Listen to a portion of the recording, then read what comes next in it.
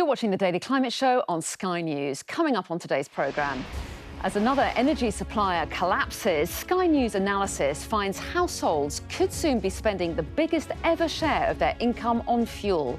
Could this put the UK's climate targets under threat? Planetary emergency. Campaigners call for a UN treaty to tackle rising plastic pollution. And drivers in London could soon be paying more as the mayor acts to cut emissions and meet the capital's net zero targets.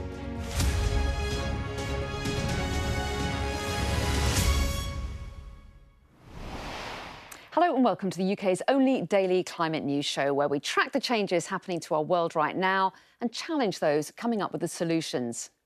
Now, the phasing out of inefficient fossil fuel subsidies was a key commitment of world leaders at the COP Climate Summit back in November. But is the global energy crisis putting that commitment under threat?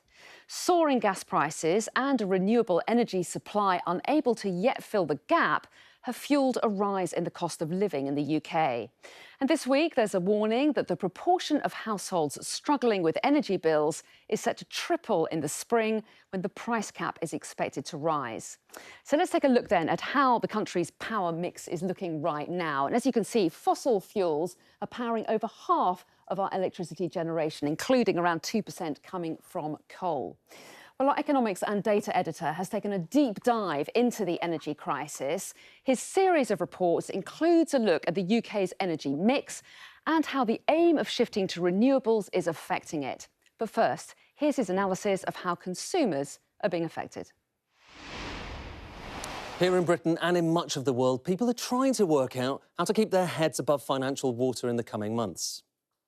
Getting to the stage now where, do I pay for food or do I pay for heat?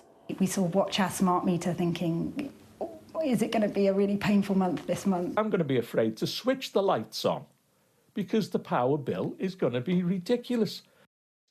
How much of an impact will higher energy bills have? To find out, we need to drill down into what we spend our money on. This bar represents the weekly spending of an average household, £588 in total. And let's just break it down. So of that, you've got about £53 being spent a week on restaurants and hotels. You've got £75 on recreation and culture, £82 on transport. On food and drink, you've got £64. You see here how this starts to add up. And then you've got things you can't avoid, things like mortgage and council tax, £50, income tax and national insurance. That's the biggest slice, £146. But on top of all of this, there it is, electricity and gas, £25. Now, that may not sound like much, but bear in mind that's based on bills back in 2020. If the energy price cap goes up to £2,000 this spring, and that's what the formula suggests, look at the red slice, it's up to £38 a week. If the price cap rises again later this year to £2,400, again, it looks plausible. Look at that slice, up to £46. Now, to put that into context, let's just look back at this over time. So you're looking at the proportion that that slice had as a percentage of the total, going back to the 1970s. You can see very high in the 70s, coming down to low levels in the 90s and the 2000s. But just look at what happens if you have that price cap up to 2,000. You're talking about 5.6% of total spending. That's the highest that we've seen since the late 80s. And if it's up to £2,400, again, look at that line, up to 6.8% of total spending, the highest on record, higher than we saw in the 1970s during that famous crisis. And bear in mind, the impact is greater for certain households. So back to those bars that we saw a second ago. Look, you can see the average there. You can see the highest 10%, so more spending on top, the lowest 10% as well. And we'll just add on those shares that are going down to energy after those two price caps. And you can see that for the average household, 7%. We saw that a moment ago, just under 7%. For the top 10%, 4%, so a smaller fraction of the total, but just look at the lowest 10%, 13% of total spending. That is a massive squeeze. There are about 2 million households in England that are in fuel stress, who pay more than 10% of their household incomes on energy bills, which is a general sign of energy being unaffordable. And what we found was that when prices jump up by more than 50% overnight, this number will triple to more than 6 million. When you add it up, we're talking about the kind of hit to real incomes you don't tend to see outside of a serious recession, which is why this is likely to be one of the defining issues of the year. Now, Together Energy has become the latest casualty of the energy crisis. The supplier, which was part owned by Warrington Council and had 176,000 households on its books, has collapsed as gas prices continue to soar. More than 24 firms have failed since August last year, when the wholesale gas price crisis took hold. Now, rising plastic pollution is creating a planetary emergency, a report is warning. The research by the Environmental Investigation Agency argues that the only way to tackle one of the biggest threats to the environment is for United Nations member states to agree a treaty which sets targets to reduce plastic production and waste. Well, the study finds that plastic emissions in the oceans alone are due to triple by 2040, in line with plastics production. By 2040, there'll be 646 million tonnes of plastics in the world's seas, which could exceed the collective weight of all fish in the ocean. And around 92% of all plastic at the ocean's surface is microplastic, fragments barely visible to the naked eye that have either broken down from larger debris or were made that way. We're at a really critical point now where we can take all of the learnings from the last, from the conventions in the 90s, the Rio Summit conventions and everything that's come since then. So take all that learning and apply it in the context of plastics. But I mean, fundamentally, we, in order to see a measurable, tangible improvement, we need to change our relationship with plastics as materials, which means reducing how much new plastic we create, being mindful of what we do produce and making sure that we design products that are durable and reusable and treating them as the valuable resources that they are. It's such a transboundary problem, and because plastic is completely ubiquitous and literally everywhere, all over the world, in our daily lives, both in products but also as pollution. We need our global leaders to act on our behalf. And this is where the global treaty comes in. It can be seen as that giant key that unlocks that door to sort of really addressing this issue in all of its forms. Now, some of the day's other climate news, and the government has suffered a setback in its attempt to give police more powers to curb disruptive protests. The House of Lords rejected some of the more contentious provisions of the Police Crime Sentencing and Courts Bill, which targets environmentalists who've blocked roads and glued themselves to commuter trains to protest about climate change. The UK High Court threw out a case brought by climate activists against oil and gas regulator OGA, rejecting the argument that the OGA unlawfully subsidised the fossil fuel sector. It's a setback for activists who are increasingly using the courts to force a reduction in oil and gas production. Ash coating the main island of Tonga following a volcanic explosion over the weekend is contaminating rainwater that people rely on to drink. New Zealand's military is sending fresh water and other humanitarian supplies, but ash covering the runway will delay the flight's arrival by another day. Now, motorists driving in London are facing further charges in plans to reduce carbon emissions and improve air quality. London Mayor Sadiq Khan is considering a number of different options which would reduce traffic by at least 27% in the capital by the end of the decade in order to meet climate change targets. He says that a new kind of road user charging system will need to be implemented by 2030 at the latest. So one potential plan, which will replace any current vehicle charges, is a fair road user charging scheme. Now, this means that drivers will pay per mile with different rates depending on how polluting their vehicles are, the level of congestion in the area, as well as access to public transport. Another proposal, which could be implemented more quickly, is to extend the ultra-low emission zone. Now, it would cover the whole of Greater London using the current charge level and emission standards. A daily low-level clean air charge is also being considered for all except the cleanest vehicles, and this could be introduced on its own or alongside an extended ultra-low emission zone. And another possible approach is a Greater London boundary charge. This means all non-London registered vehicles entering Greater London would be charged a small fee. There are three big challenges facing our city going forward in relation to the environment. There's tackling the climate emergency. We know we've got to reduce greenhouse gas emissions to zero. There's the air pollution, We've got to reduce air pollution because it's leading to thousands of premature deaths, children with stunted lungs, adults with a whole host of health issues from asthma to cancer, dementia to heart disease. But also we've got to cut congestion because too many Londoners spend too much time stuck in their cars, stuck in traffic. The average Londoner who drives spends almost 6 days stuck in their car, 150 hours, costs our economy £5 billion. What I've published today is an independent report how we get to net zero by 2030, a wake-up call to the government to give us more support to tackle these triple challenges. But also, I want to take Londoners with us. It's a conversation I'm starting with Londoners about how we reduce road traffic over the course of the next 8 years. One of the things I'm quite clear about is the poorest Londoners, least likely to own a car, who suffer the worst consequences from air pollution, congestion and the climate emergency. I'm going to try and encourage Londoners working together how we can have, over the course of the next 8 or 9 years, about a quarter, 27% fewer journeys in their cars. A number of things we've got to do.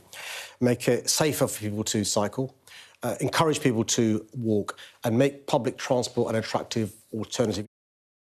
Do stay tuned. Coming up here on the Daily Climate Show, we'll be talking a bit more about congestion charging in cities in just a moment with the Director of Policy and Translation at the Grantham Institute, Alyssa Gilbert, and Professor of Global Change Science at University College London and the University of Leeds, Simon Lewis.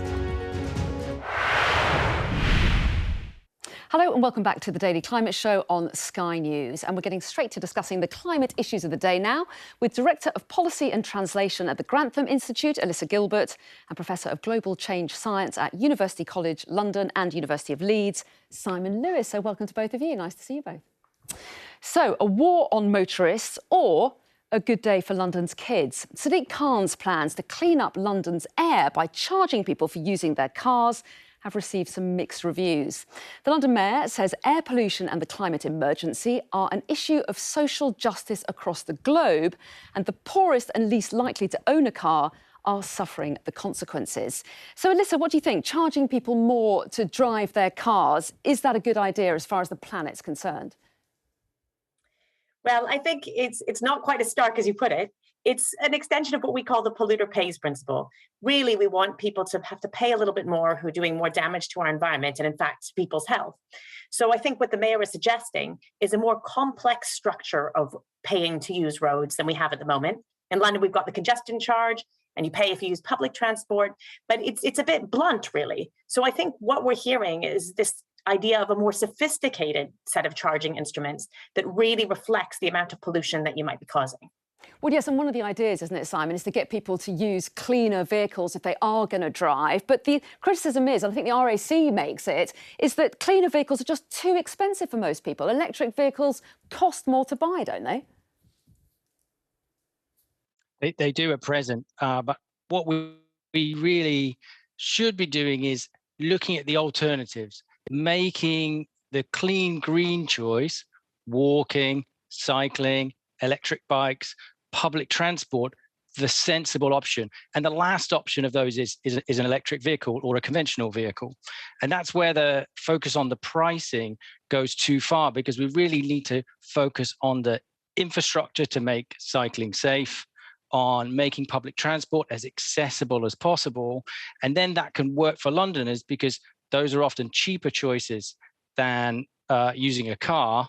And then we'll be able to drive people away from this mode of transport that's contributing air pollution and also death from road traffic accidents, to move away from that. And then we'll have more freer roads, free from congestion, for the actual professional drivers who need it, the paramedics that need to get to emergencies, the plumbers who need to get to people's houses with their tools.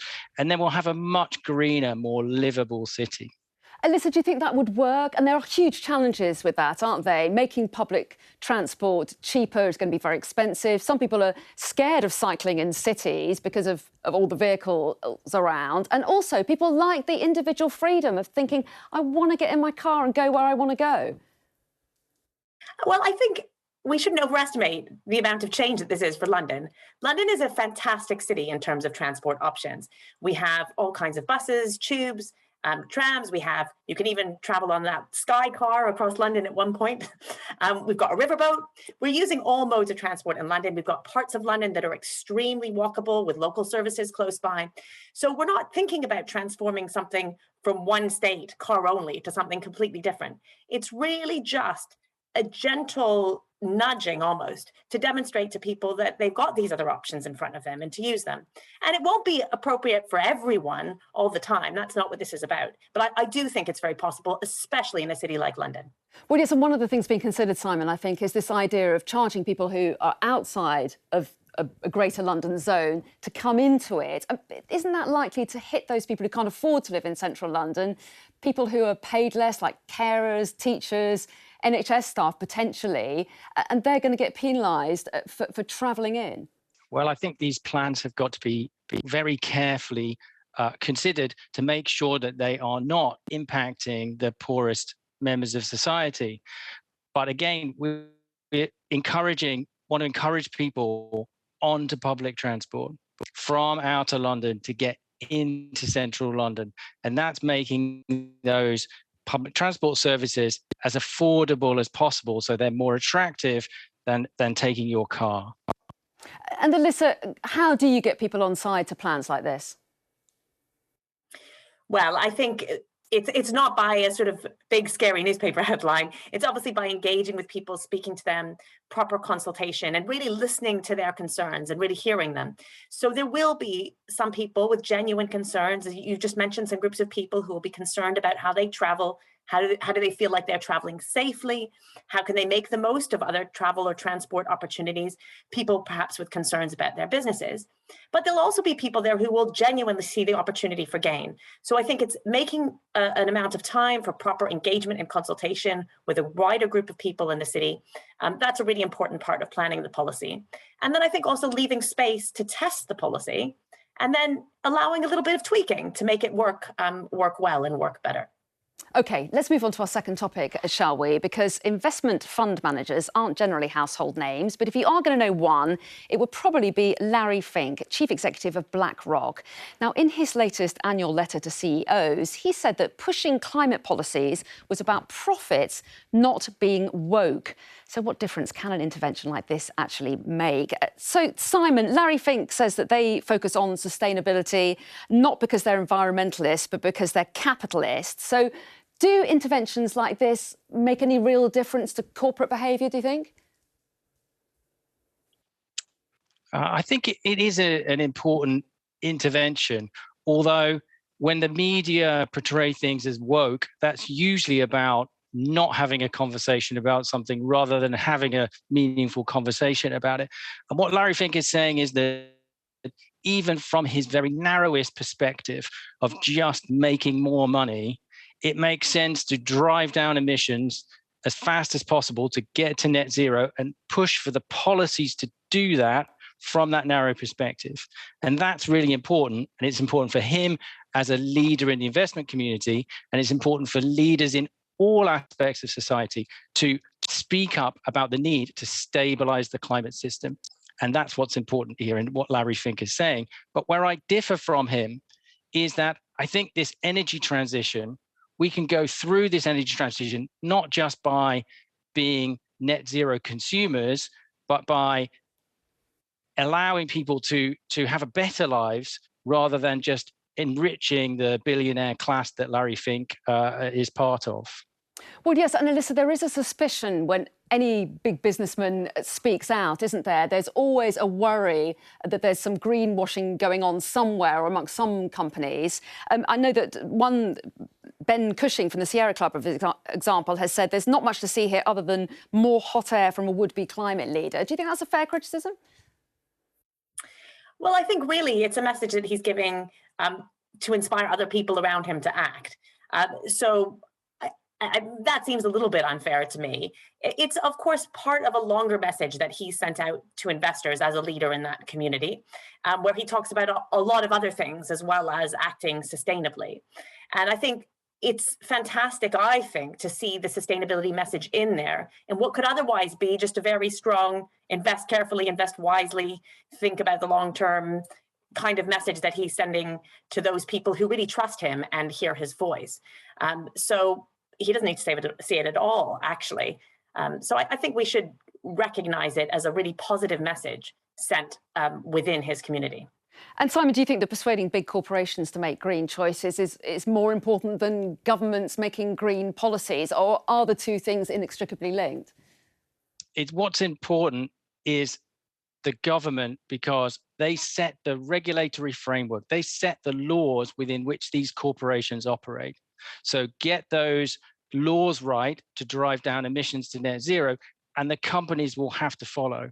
But of course, companies are incredibly important in terms of their power and influence. So in some senses, they are inextricably linked.